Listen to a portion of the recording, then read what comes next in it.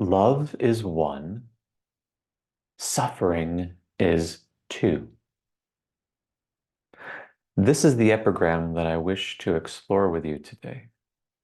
What does it mean? And what significance does it have for our lives? Let's start with the easy part. Suffering or dukkha or dis-ease is two. In Brihadaranyaka Upanishad, we read, "It is from a second thing that fear arises." We can generalize by saying it is from a second thing that all suffering, including negative emotions, arises. Let's think about this deeply. An I thought emerges. For instance, the I thought could be, I am deeply or existentially alone. Who here has never felt existentially alone? As if there's no one else here for me. As if I'm cold and without any other help, aid, or support, without anyone to count on or to rely upon. When this thought or feeling arises, it can be felt somewhere inside the body. Inside that thought or feeling, there's an I, the lonely one. This is one part, the inside separate me self.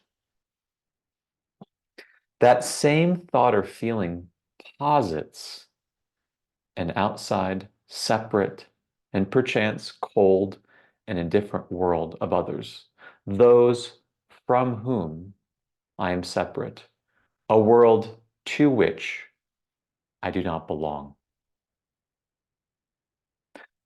The inside, separate I emerges in the very same thought that posits an outside, separate world. I am alone in a world that ignores me, in a world that does not care about me. And I shall, according to this thought, die alone. Therefore, it is from the second thing that the sense of being alone arises. Now we can generalize. All suffering is like this. I'm worthless. I'm insignificant.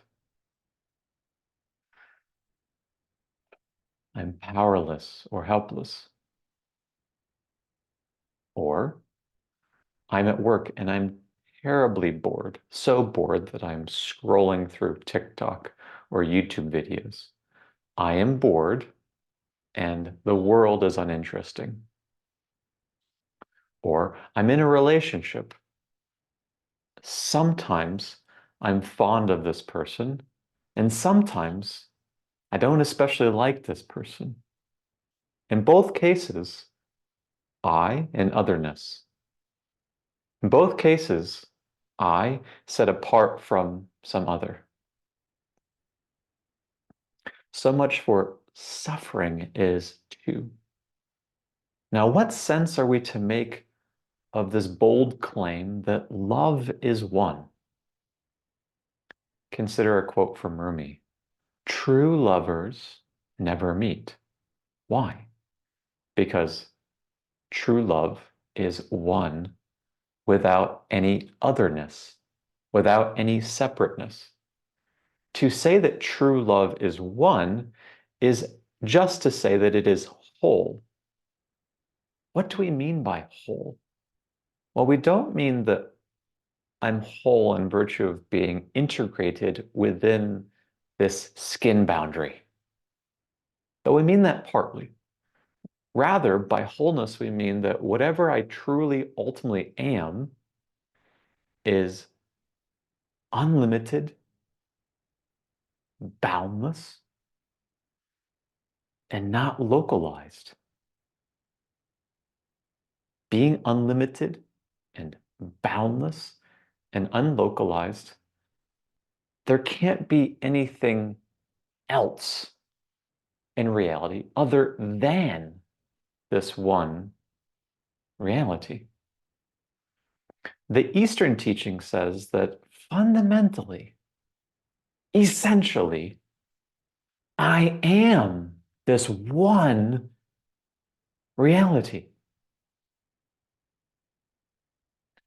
And if that is experientially understood, deeply understood, then it's also felt and understood that I am love.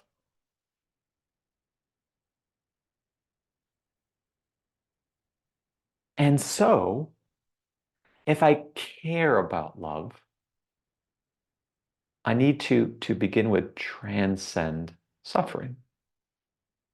For by transcending suffering, I'm transcending duality, otherness, separateness.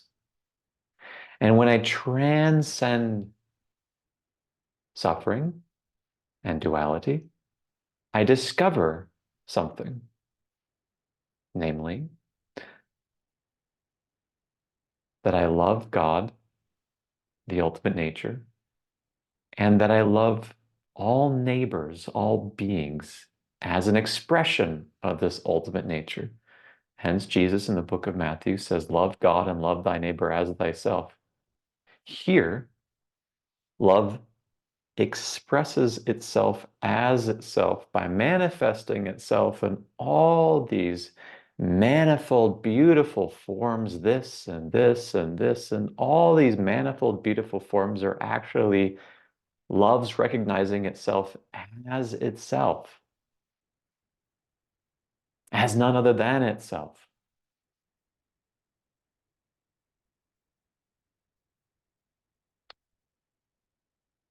So this is the beautiful surprise in this epigram.